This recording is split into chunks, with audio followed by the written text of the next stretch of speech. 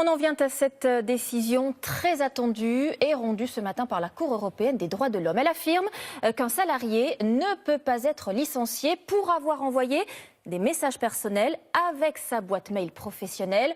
Nous sommes très nombreux à le faire, mais quelles sont les règles au travail? Quelle frontière entre vie privée et vie professionnelle? Réponse avec Yves Janka et Frédéric Bonne.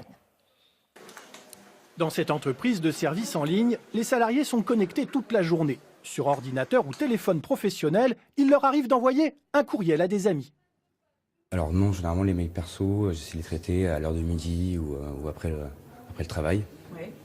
Mais ils tombent, vous les voyez tomber, vous arrivez à pas Mais les il trouver? y a des notifications, effectivement, je les vois arriver, oui. D'accord. Donc quand il y a une urgence? Quand il y a une urgence, j'y réponds, effectivement, oui. Ouais, Une pratique qui ne gêne pas la dirigeante de l'entreprise. J'imagine qu'ils font comme moi, donc oui, qu'ils ont des fenêtres pro et perso ouvertes en parallèle. C'est quand même compliqué de se couper de ces mails perso et pro d'ailleurs, hein. C'est le même problème dans le sens inverse dans la vie privée. En cas de conflit, le droit est clair. Consulter Internet pour raison personnelle sur son ordinateur professionnel est autorisé, mais sans exagération, sinon le salarié peut être sanctionné. En ce qui concerne les messages privés, texto ou courriel, ces messages sont autorisés, mais doivent comporter la mention « personnel ». Attention, l'employeur peut y accéder seulement en présence du salarié. Enfin, ces messages ne peuvent pas motiver une sanction ou un licenciement. Les avocats du droit du travail rappellent que pour raison de sécurité informatique, la loi autorise une surveillance permanente par l'employeur, y compris dans les boîtes mail.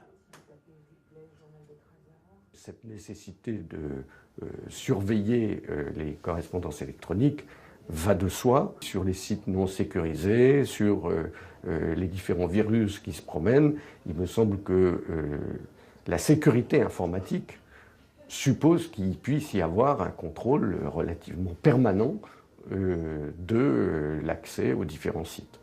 Pour cette spécialiste des ressources humaines, dans un monde de plus en plus connecté, les entreprises ont plutôt tendance à faire preuve de souplesse tout en fixant une limite.